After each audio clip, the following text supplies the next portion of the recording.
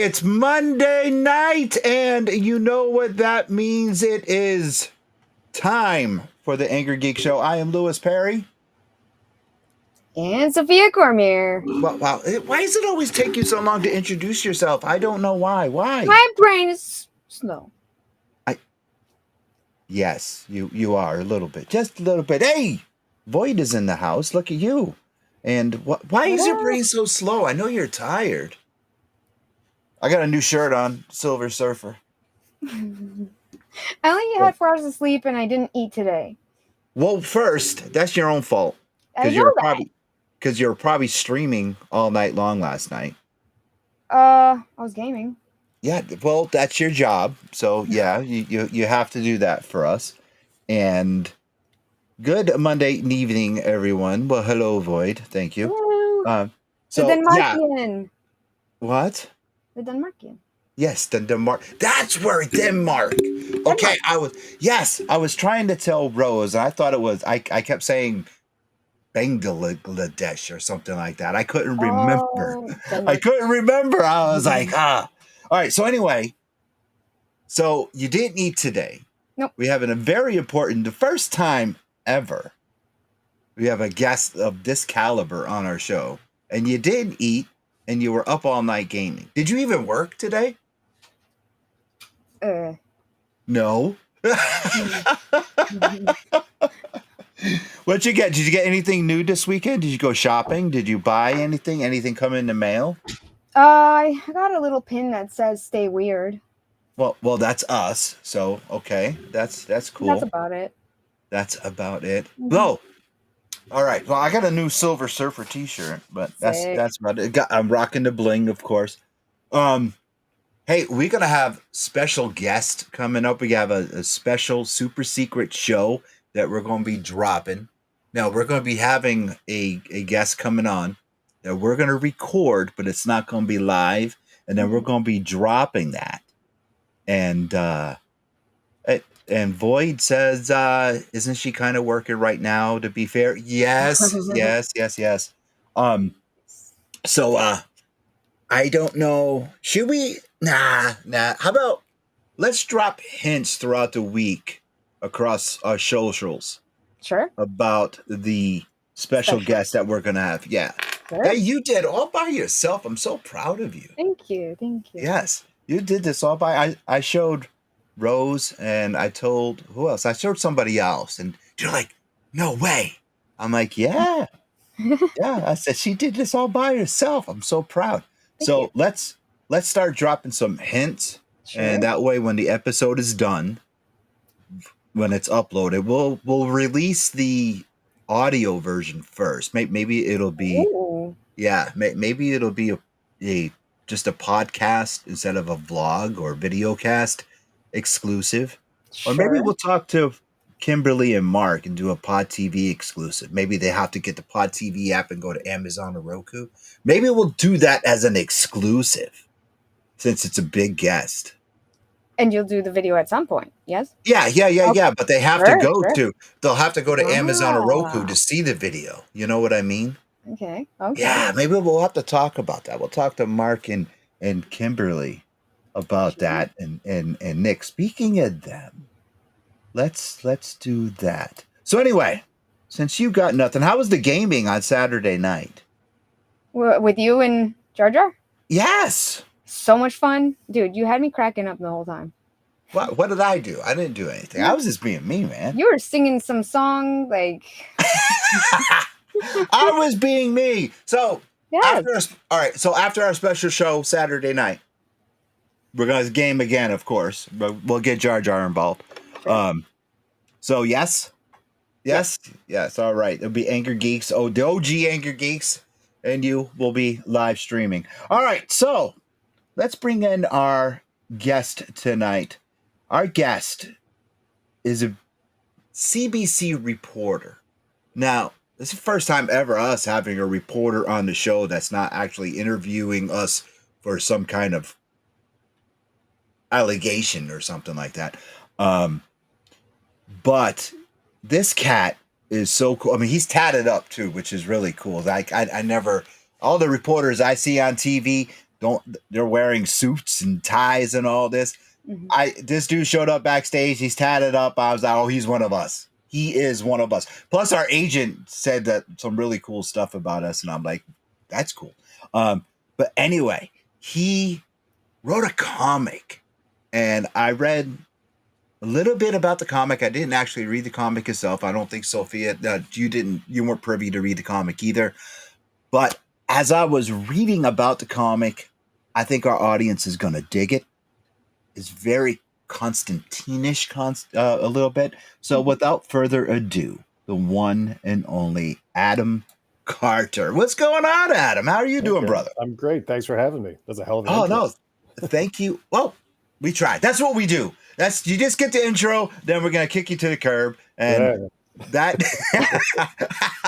that is all. That's what you get. We got some chats coming in.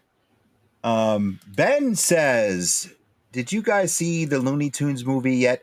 No, nope.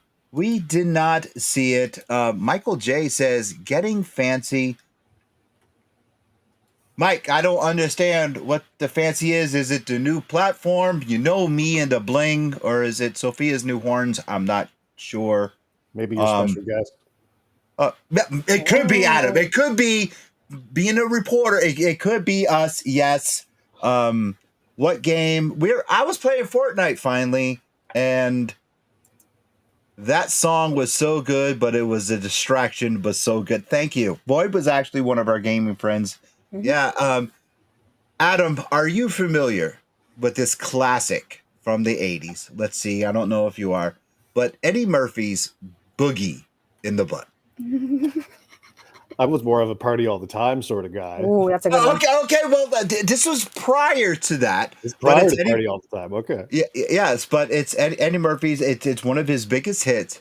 It's called Boogie in the Butt. As we were playing, we were actually live streaming. So if you go back and you watch our either Jar Jar Jeremy's, that's his real name, is my brother. He's probably going to be showing up shortly. Or Sophia's, or my stream from Saturday night, you will hear me sing Eddie Murphy's. Well, my rendition of Eddie Murphy's Boogie in the Butt. There was a lot of stuff going in the butt. Well, that's what it's about. That's what it's about. But we're not talking about Boogie in the Butt right now. We're talking about Betweeners. We're talking about your book. What was the inspiration for this book? What's the book about without giving it away? And where did it come from? Where were you like, this is my book. This is what I'm going to write about. This is it. So the book is about, I guess, to give you an elevator pitch, is the story of an exorcist who he himself is also possessed. And so he's trying to stay ahead of the hordes of hell who are trying to drag him back, or his soul back. And at the same time, he's trying to banish as many demons as possible back to hell to try and stay one step ahead of them, while he's also trying to make sure that nobody catches on that he's not the person whose body he's residing in anymore. So it's a bit of a body switch thing, a bit of a Dexter feel at times, I guess. The idea kind of came from, I'm a huge Vertigo fan. And I mean, you mentioned Constantine earlier. Garth Ennis's run on Hellblazer is one of my favorite things ever, and was a real seminal thing for me. And then coming out of that into Preacher, of course, and lots of other stuff. So I've always really been interested in depictions of the afterlife in comics. And that comes from a variety of different places. And I knew I wanted to kind of get at that somehow. And so I landed on an exorcism story, but I didn't want to tell a traditional one. I didn't want to do Power of Christ Compels You. I didn't want to do, crucifix, holy water stuff in the same sort of way that it's been done since The Exorcist, because that's been done to death forever. And I'm not going to tell it better than The Exorcist did it initially. So I was kind of thinking, well, how do I get at an exorcism story where the traditional implements that you would see like that aren't there? And then that kind of posed a bit of a problem, because I was like, okay, but if you're fighting demons, why would you not use a crucifix? Why would you not use holy water? Why would you not use the tool? It's kind of like bringing a sharpened stick to a gunfight. It doesn't really make a whole lot of sense. So I kind of went from there to, okay, but what if our main character couldn't? Because he's also possessed. It's kind of like Superman having to use kryptonite. So how would he do that? So it was that sort of idea that kind of got the ball rolling, and figuring out how to have an unconventional exorcist who's not a priest, who's not kind of ingrained in that sort of idea, but still is able to swim in those same lanes and have some of those same themes come. And everything kind of grew out from there. How long did it take from mind to page to get all this? I started writing it in the fall of 2023. I thought this would get done much quicker than it did, but as with a lot of these sorts of projects, your best laid plans go by the wayside pretty quick, and you realize, nope, it's a lot more time and a lot more effort than you would ever figure out. I started getting finished pages from Armin Osdick, the artist or the main artist on the book, who's done the pencils and the inks.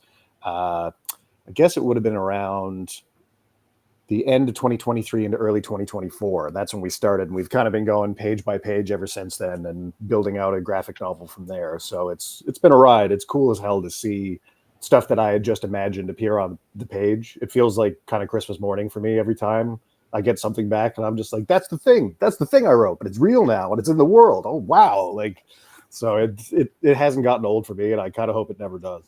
All right, well, let's revisit that. You want to pull up some artwork? Let's pull up some artwork, and you could explain to us what's going on. Sure. What is happening here? This is like freaking creepy as hell in this photo. When I saw this, I was like, damn, what got me was I was going to use this for our thumbnail to introduce you. Mm-hmm. And I was like, I can't, because you see a shadow on top of the body. Explain to us what is going on. Obviously, it's someone possessed by a demon, but that shadow shot on top of the body itself is just freaking awesome.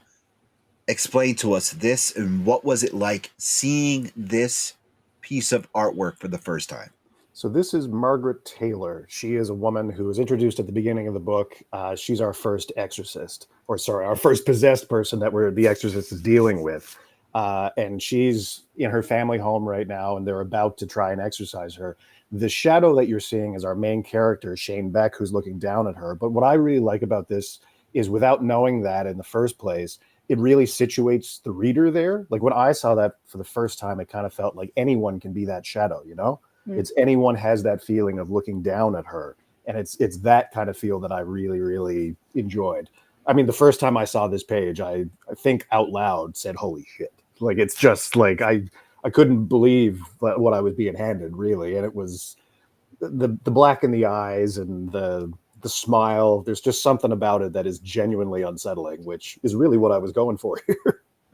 Now, did you pick the artist, or did the publisher come up to you and say, okay, we're going to pick the artist for you? How did it come about of you two working together? So bring up the next page. It's a fully indie book. I luckily found Armin online. I don't know if I don't know if I just stumbled into the right. So I put out a call for commissions. I got so many responses, and a lot of them were great, but it was figuring out how to find the right sort of style of artist for this specific book.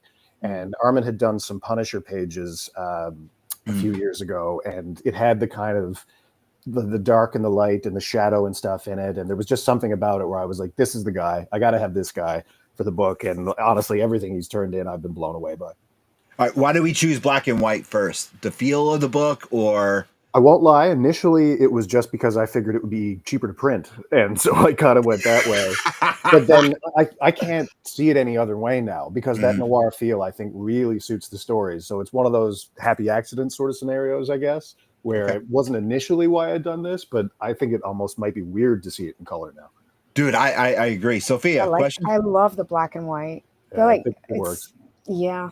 I saw the artwork and I'm like, holy crap. Like, it's nice. Yeah. All right, next picture. Next. Look at this. This is freaking beautiful. What's going on here? We're seeing Margaret. This is the first time that the demon is taking her over.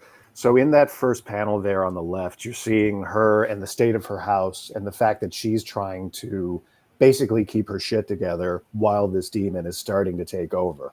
And she's there trying to just, cook a meal, but everything is in tatters around her. She's been cooking all day. She's frantically just trying to be as normal as possible and hold this thing back, and she can't anymore.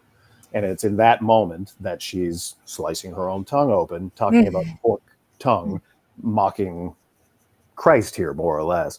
And then you see on the next page, it's her going into the medical system for the first time, getting an MRI, and being told like, hey, she's mostly unresponsive here. She's not talking to anyone. Lie perfectly still for this test, the normal thing you get. And then again, Armin nailed it with that smile. That smile in the bottom right corner there is Smirk. there's your demon again. You know when he's there because she switches from comatose to him just again in a smile. And it's those things where I like the feel of that kind of possession really comes through, I think. Well, I'll tell you what. Now, Michael J comes back with another comment, and he says black and white emphasize a story. That is for sure. Now, Armin's artwork, I'm going to pull that page back up.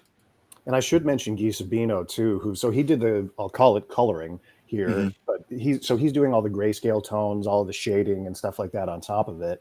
And I found that his work really pumped everything up a level too, because Armin's basic pencils are phenomenal, but then he's able to bring a sense of depth and through the shading, like the lines on Margaret's face, seeing her age, things like that. Like the two of them work together so well. Dude, I mean, is it age or is it just a demon It's doing both. that to her? It's like it's sick. And I mean that in a compliment way. That is like that's sick. I mean, Yeah. Sophia, would you agree? Yes, I agree. It's like you can feel it, if that makes sense. Yeah, she's genuinely off-putting, which is really what I was. It's weird to say I was happy about that, but in this Yeah, that's instance, what you I were was. going for. Yeah, Yeah. for sure. All right, this is the last page that we have of art, but besides the cover. Again, the freaking eyes Yeah. are just frightening. The black eyes was something I wanted right away. I knew I wanted anyone possessed here to have the black eyes because there's just something about when you don't see someone's pupils, you don't see. There's just something about it that every time I see the black eyes, I'm kind of like, yeah. Right. Unsettling. Yeah. Now, Michael J comes back and he says sick, and is as in the 90s term. Yes, that is exactly what we were going for. The straps on the bed, you nailed it. The Thanks. artwork nailed it. I mean, this is possession personified. Yeah, on that first page, I was trying to give a sense of little snippets of what it's like to be in a room like this, and it's tough to see there, obviously, the text, but it talking about seeing the like what it smells like in a room like that, the heat, the air, like how the air is thick. Like I always pictured a possession in this sort of fictional sense being like it's like an oppressive summer day. The air is thick. It feels like you're walking in soup or like in someone's mouth. It would reek in there. It would smell like of sulfur, of like you would if a demon's taking someone over, it should assault every sense, Like it's not just creepy to see, it should be creepy to hear. It should be like everything, you should just feel it in those moments. And that was something else too, like later on in this story when you see any demons speak, it's always in black text. It's always like there's something that differentiates them from humans always. I wanted them to feel like something other all the time. Dude, I mean, this is Awesome. just incredible. Will Yates comes in with a comment. Will say a doll's eyes, lifeless eyes, and he says amazing art on top of that, and it's just fantastic. Last piece of art that we got to show before we get on with the story and when the book actually comes out is the cover. Now, what can you tell us about the cover and those creatures on the bottom? What is going on here? So our creatures are demons here, and some lower level demons, I guess it would be in this scenario, because you'll see some higher level demons later on in the book. For this one, it's actually the initial cover that I pitched to Armin was kind of a riff on the classic Exorcist cover. The one where he's standing outside under the streetlight about to enter. Yeah. So I was thinking something like that, and he thought it was a little on the nose, which, I get. And he came back with this as an idea. And the reason I really love this cover is it reminded me, aside from just being great, is it reminded me of, remember the classic Spider-Man No More cover where he's turning his back on the costume in the truck, as he's walking away. It gave me that sort of vibe and immediately connected me to something that I loved as a kid. So I was just kind of like, yep, that's it. That's the thing. 100%. Why the color? Why the cover in color and not black and white? Oh, I figured that would make the cover pop. I want something that people are going to notice, like, and that Okay. they wanted. But like, and it is cool to see something like that in color for the first time. And let's But bring that back up. yeah, but the rest of it, I thought like there's just an oppressive sort of feel to black and white, that noir feel that I really like It sets the tone. for sure. Yeah. And now the title, Betweeners. Why'd you settle on that? And let's get to the origin behind that title. So that was it took a while to come up with something, but I mean the crux of the story is about someone who is stuck in between two different places and two different lives. And it's a very literal sense in this one because it's a guy who's inhabiting someone else's body or a soul that's inhabiting someone else's body. But for me, I just thought that that was a feeling that lots of people can reflect with, you know, like you feel stuck in between two different things. Mm-hmm. And this is an extreme example of that. Plus, it just felt a little catchy, so I thought it would work. I like it. It's clever. Yeah, no, it's very, very clever. How much research went into the demonology part with the possession? How many movies? How many books? How many Definitely talks? definitely some movies, some books. I mean, like again, The Exorcist is a classic. I've Mhm. gone through so much in comics, like reading Lucifer, reading Hellblazer, reading like lots of different places and seeing how hell is set up in those scenarios. When it came to doing research too, I went through different like types of exorcism techniques and like the rites that are used during those times, and had to figure out how our main character could kind of subvert those tools and use them. But you know, so in our the first chapter of the book, we see a scenario where he can't hold holy water, he can't throw it at someone, but he can take it into a syringe and use it as a lumbar puncture, which is something that ends up happening. So it's taking those initial sort of ideas on here's how an exorcism would go, and I guess modernizing them or at least changing them in different ways so that he's still using things like blessed salt, but he can't use the rites that people would use. So he has to find other ways to try and expel demons. Interesting. Yeah, it is because how would he like say a Dominus Olmus or You can't. stop? I You have to- know. You have to like figure out a way to make it work. Yeah, you have to basically find ways to make a demon as uncomfortable as possible in someone else's body, but without using your classic power of Christ compels you, which was a cool thing to kind of figure out. Like I said, it was things like blessed salt. It was things like the lumbar puncture and things like that. Like I just wanted to find a new way to approach a thing that everyone has seen so many times. Okay, did you contact any real life demonologists for any backstory on this? I haven't actually interviewed anyone for this, which, although if I continue the story, might be a good call. It was mostly just reading like firsthand accounts and things like that of just how exorcisms had been, like I said, considered in the past and stuff like that. Can you elaborate on what you read or no? To be honest, it was a year and a half ago at this point, so some of it I'd had to go back and actively check. But it was, like I said, hearing like some of the stuff about different rites and stuff like that. It was, and just trying to figure out ways to tweak them so it kind of modernized it. Okay, so let's talk about the different types of demons. Obviously, you had to do research on different types of demons for different type possessions. Did you do anything like that to pick a different type of demon to do the actual possession of each character, or did you just say, "Okay, this demon's gonna possess this person," or did you actually choose a demon for each possession? So there are different, I would say, tiers of demon, I guess, in a story like this. So our main character is not a demon. He's a person who was once alive, who manages to escape hell and get into a body. So that's kind of like step one. And that's a rarity. That's a thing that has not happened very much in this universe ever, but has happened in the past. Then there are our lower level, quote unquote, demons who are possessing people throughout the world. Think of them kind of as, I don't know, hell's hoodlums or rabble or shit disturbers or that sort of thing. They're the people who they're sending on a semi-regular basis just to kind of screw with humans as much as possible. But the thing that becomes more of a problem for our main character in this story is because he has escaped, he has basically caught the attention of upper level demons. The main villain in this story is a great Duke of Hell named Vlados, who think of him as someone who's obsessed with order. And this guy getting out, his soul getting out of hell, is kind of like the greatest affront to order ever to him. So he becomes a singular focus of someone who he's not going to rest until you're dead and back in hell. It's the sort of person you really don't want to piss off. Wow. That's so cool. It is, isn't it? Where do the names come from? Purely smoking some weed and trying to come up with the best stuff I can.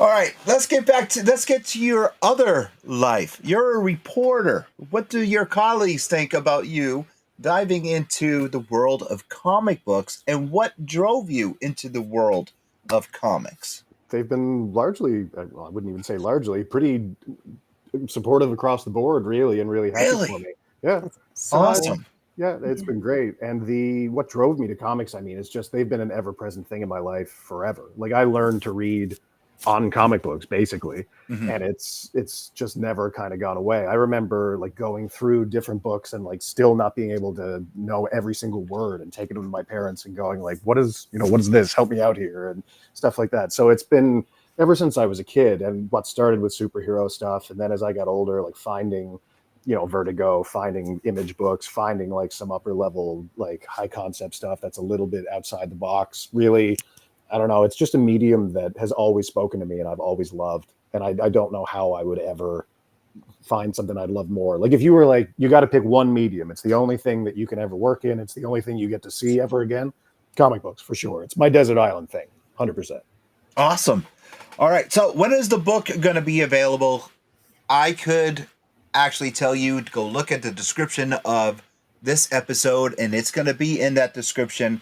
But I want you guys not to work for it. I want Adam to actually tell you, because that's why he's here. We got to pitch this book for all your LCS guys and the people that can't read, or the people that are listening to the podcast version. So Adam, tell everyone when the book is actually coming out. It is out on April 30th. You'll be able to get it digitally on Global Comics, and if you want to order a print copy, you'll be able to grab that through Amazon. Ooh. And I'm going to try and expand out to other retailers from there. All right, so say if one of the Angry Geeks approved LCSs, they want this book, where could they go to get the book to put it on their shelves? So that'd be through Amazon. You'll be able to order print copies through Amazon. All right, so now this is the killer part, because I know people are going to be popping up in our chat probably soon, so I'm going to stop them before they do. A lot of our guests, a lot of our viewers, a lot of our listeners. Sophia, do you know where I'm going with this question? Yes. Autographs? Autographs. There you go. Why don't you ask that question? Okay. So, yeah, if someone wanted to get an autographed copy, where would they go to do that? I guess your best bet for that for me so far is just contact me and I'll figure it out and get you sent out, or get one sent out to you. Okay. Like at your email or? Yeah, your best bet is probably just grabbing me on Instagram, which is at Conception Bay Sabbath. You can also get me on Twitter at Adam Carter CBC, or Blue Sky at Adam Carter Writes. I think I've got all those right. I don't care, because you're going to say it again at the end of the show. You just kind of like just blew away everything, but that's okay. It's fine. You can say it more than once. Yes. Yeah, I'm happy to. Yes, you're gonna. Don't you worry about it. You are gonna say it more than once. Your whole team working on this, how did you go about picking out the rest of the team, like your letterer and your editor? How did you go about picking the rest of the team to work on this amazing book? I think, honestly, I've just fluked out and got lucky. In a lot of cases, they were just cold submission requests on either Reddit or Facebook, and just peeling through. Like, I saw so much cool art, so much different stuff, but a lot of it was just suited to different things. And so it was really, like I said, Guy's stuff when I found it was great. And Hector, who's lettering the book, I don't think I realized, for comics in general, the high concept art form that it is until I was seeing it made piece by piece. Like something as simple as the lettering. Like I always thought about lettering as just, you put letters on the page, whatever. And then seeing Hector do it in a way that follows where your eye naturally wants to go, his use of text to, like, for different scenarios, be they anger, sadness, whispers, to see sound effects built in the way they were, it really gave me a respect for the craft that I don't know that I had before. Like I always loved it, but I don't think I realized the amount of work and the intricacy of every step until I saw it built piece by piece. It's nuts. Okay, so what's next? This book comes out. It's going to be a success. I hope so. Oh no, I just looks like magic in the bottle. The artwork is fantastic. Thank you. The The story, like the idea, so cool. Thank you. it's yeah, Yeah. it's beautiful. What is next? Are we gonna have a sequel? Are we gonna have something else in this universe? Or is there something next on the back burner for Adam Carter? So in this universe, I've tried to end this story in a satisfying way, but that also leaves it open for other stories to come. So Mhm. one of my favorite things with comics ever is discovering something I didn't know about that's finished. Like when I read Why the Last Man for the first time, it was done by that point. And knowing I have like a beginning and end Mm. really sets me up for I just like seeing a creator's finished vision. I Mhm. really enjoy that. So I wanted to give something that felt finished to people, but I also made sure to have a backdoor to continue telling these stories if there's interest. And I Mm. do know what happens for these characters after the fact, without spoiling the ending. But Oh, I don't think it's exactly what people might think once they read it. So there is room Mm. for this to continue if there's interest, for sure.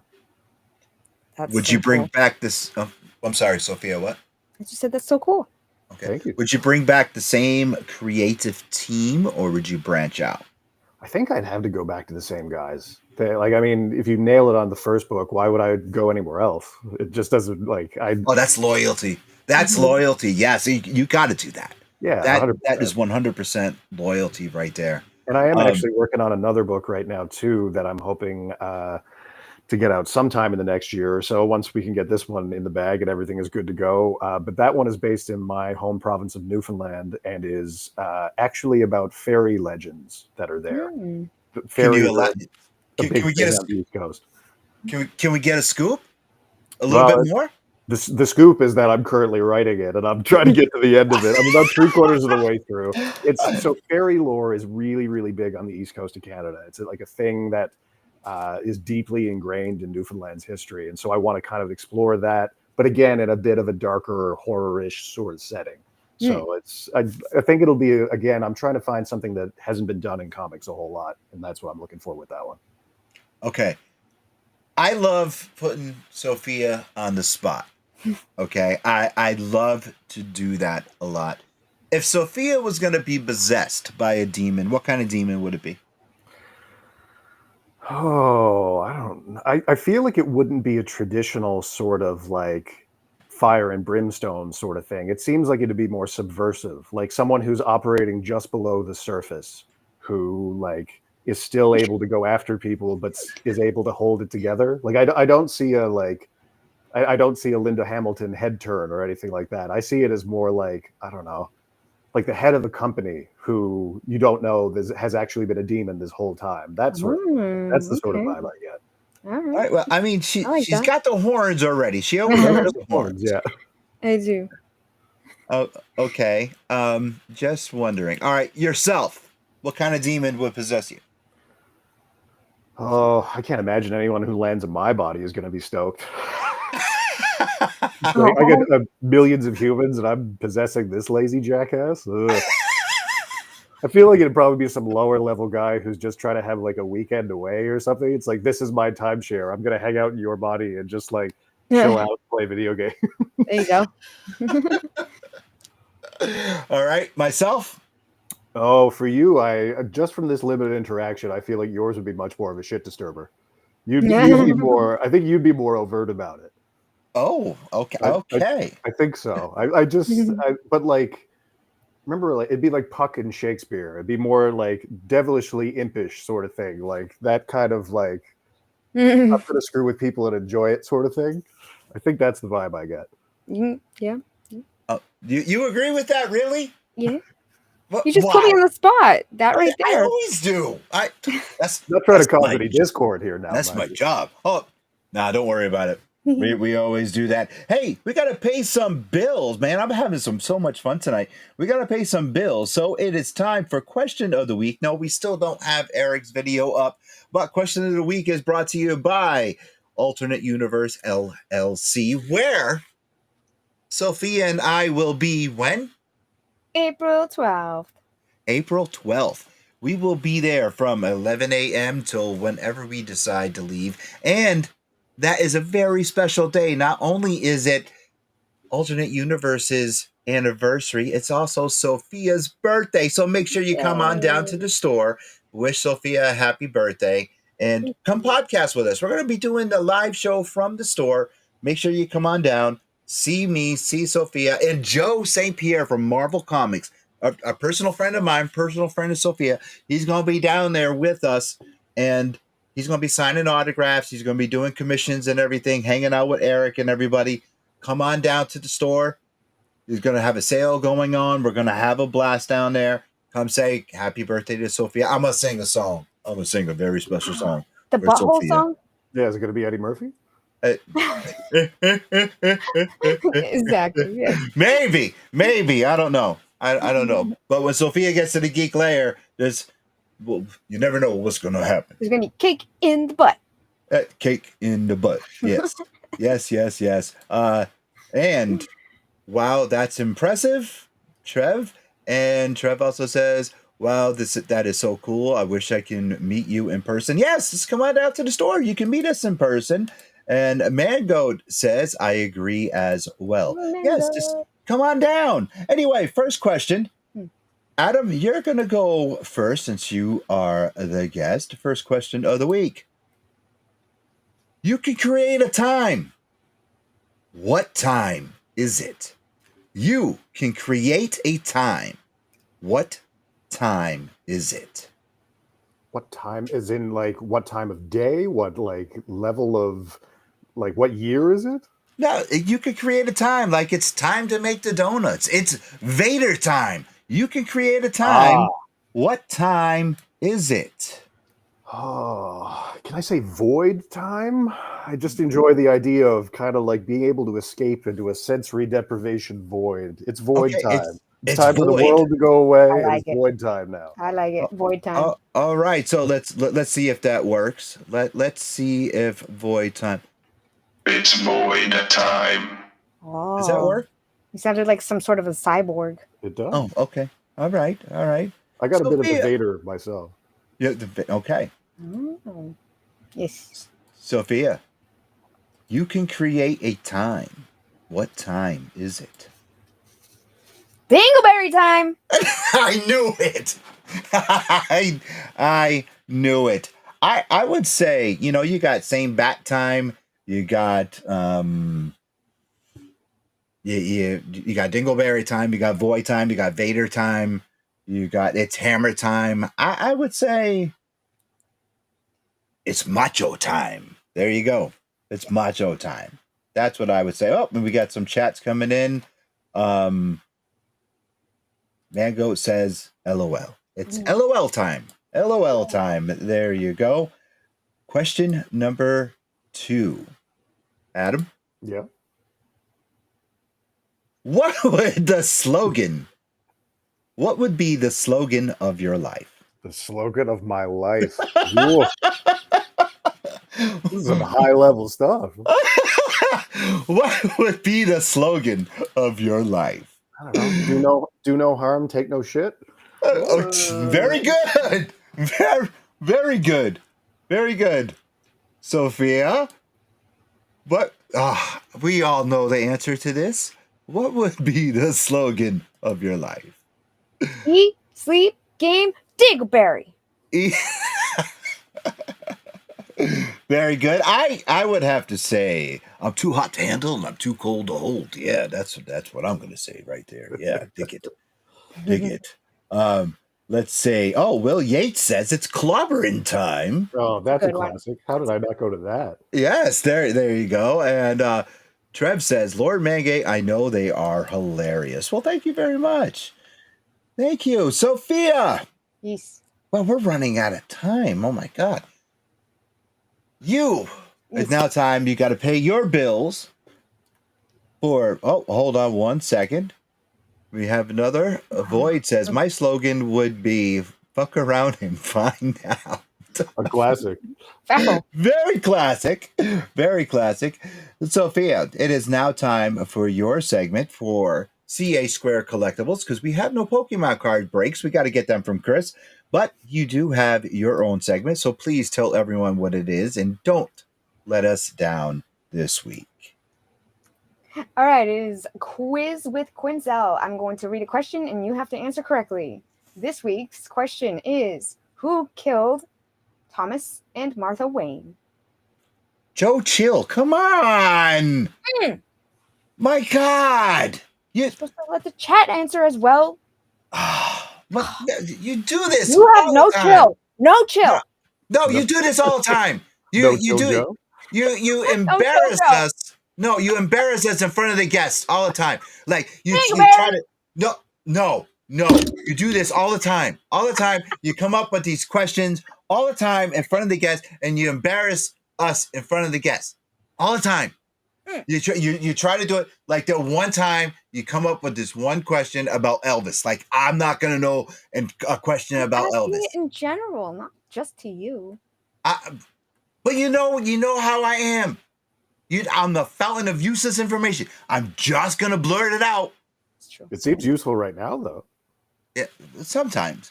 Yeah. But she does it all the time. Look. That was too easy. Joe, chill. And then Willie, Dingleberry. See? See? I even tried to help you. I sent you a whole encyclopedia of questions. Not my brain, just a whole website. I said, here you go. Use this.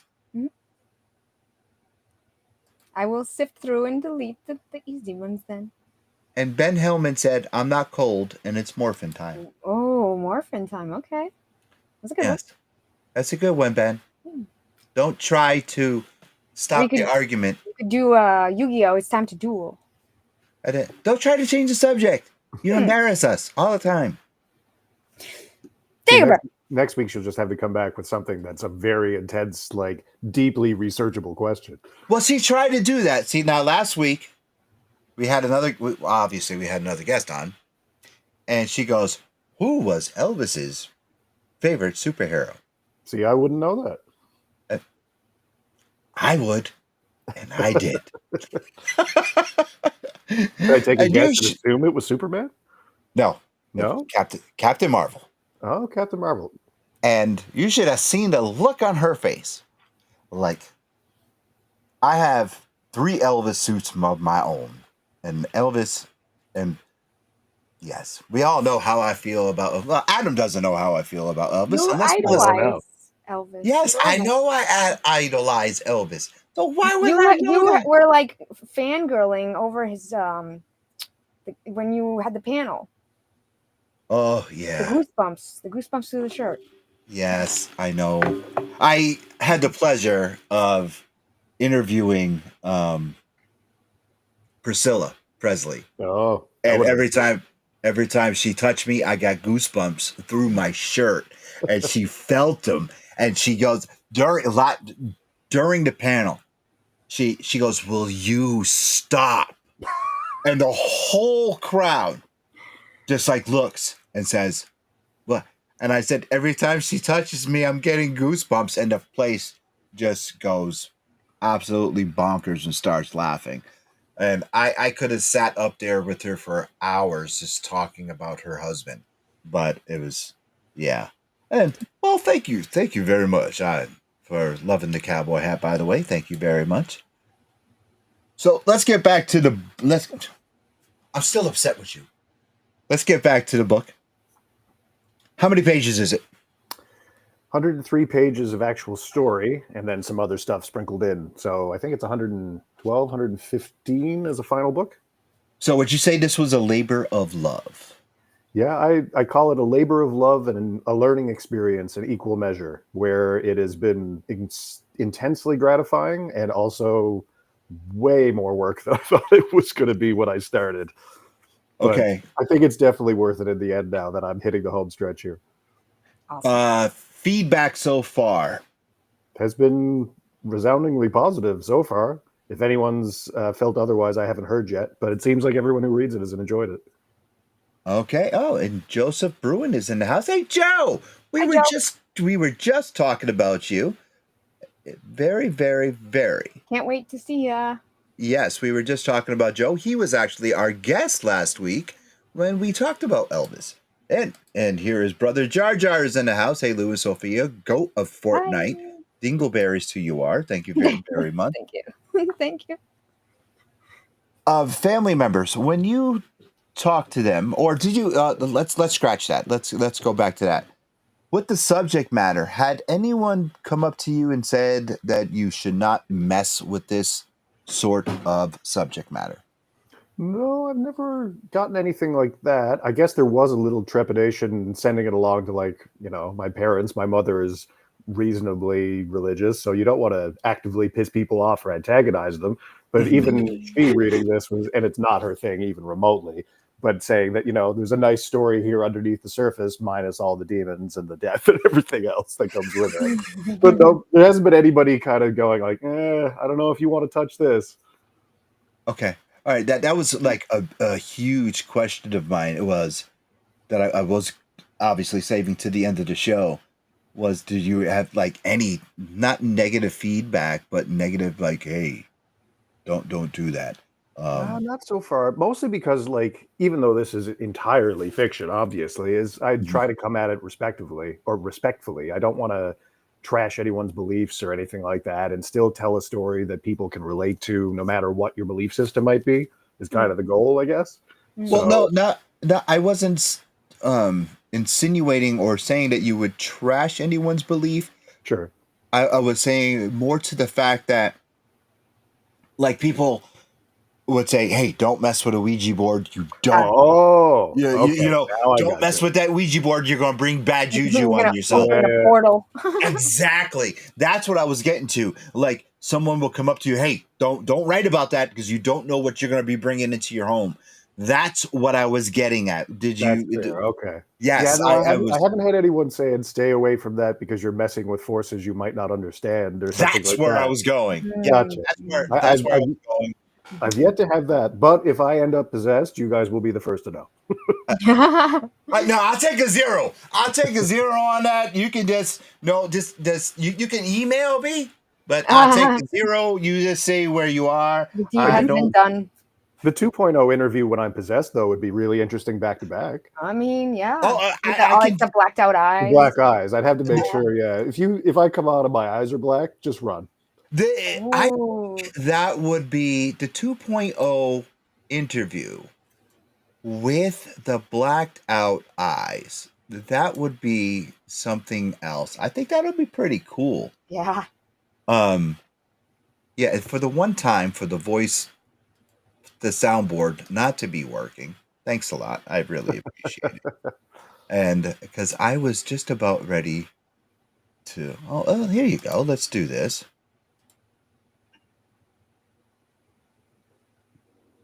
Yes, I think that it will be good. And for you too. What? Morgan Freeman. Morgan Freeman. Yes, now. Should not be Morgan Freeman. A little lower than Morgan Freeman, I think. Yeah, if I start sounding like that and my eyes are black, different sort of interview, I would say. Yeah, a different one. How about this one? This is better. Oh, that's definitely demonic. Definitely demonic, yes. You're in the Adam, tell us a little bit more about my favorite subject, and possession. Oh, there's demonic possession. So is my cousin in this? My cousin Pee-wee the Demon, is he in their book? I haven't met a Pee-wee yet. Although any demon named Pee-wee, maybe I'll have to shoehorn into the next one now. Ooh. I think you should. All right. He's on the right side of hell, down the corner to the left. Okay, by the ice machine? Or? By the ice machine, yes. Yeah. Yes. He last possessed Sophia. At least a cat. I think that would be amazing. Actually, maybe we'll have you back for a follow-up interview. And the whole show, Sophia and I will do in the demonic voices. Oh my gosh. I'm usually not used to being on this side of interviews as it is, let alone demon interviews. Yeah, so let's talk about that. How, with you being on the opposite side of the interviews, how is this for you right now? Fun, honestly, because I don't know, it just gives me an appreciation for what I ask people to do all the time, and being on the other side of it, I think keeps you honest almost. So it's nice to be on the other side. Now, these are much more fun interviews than the ones I usually get to do. But Aw, yeah, it's been a lot of fun, honestly. good. What was Yay. the oh wow, okay, what was the most boring? I cannot elaborate on any names because of Yeah, NDAs that's and like, stuff like that. yeah, you're not What? supposed to. You don't What? ask that. That's personal ish. No, Well, no, actually, no, it's like, no. I no, was just I gonna don't say. I know. would say, what was? Did you ever have an interview where you were interviewing something and you were actually starting to fall asleep? Oh, I'd say any sort of interview that stems from municipal politics is usually pretty close to that. If you got to sit through an 8-hour city council meeting and then you're asking Oh, questions after the fact, I'd be it's drooling. it's a sleep aid, I'll tell you that. It's important I, and it's worthwhile journalism, but man, can it be boring sometimes. all right. I was actually interviewing a comic book legend, and I was like, Nodding off. oh my god! It was Did like, you not sleep the night before? oh no, it was just dreadful. And it's It was worse like, when it's someone you're excited for too, I would assume. yes, Yeah. yes. Ah.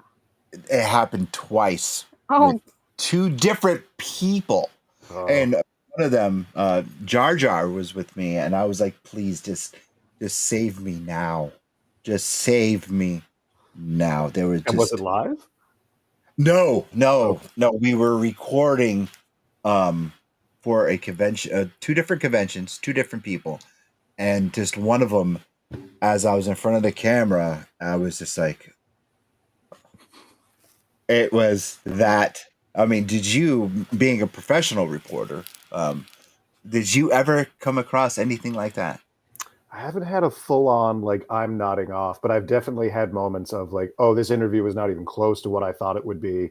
Or it's just like you're not getting what you thought you would get from a person. Like if it's about a personal project, you expect that people would be like, I'm so excited that you're talking to me about this. But sometimes with the upper echelon of people, they've done 80 interviews that day or whatever. You catch them at a bad moment, and it's just like, boy, I can tell you would rather be doing literally anything else than talking to me right now. So Did those moments can be kind of tough to work around occasionally. oh. okay? Did you? Oh, go ahead, Sophia. What were you gonna say? I was just saying, oh, that must be a bummer to deal Yeah, with. you work Um. around it, and it's definitely not the norm by any stretch.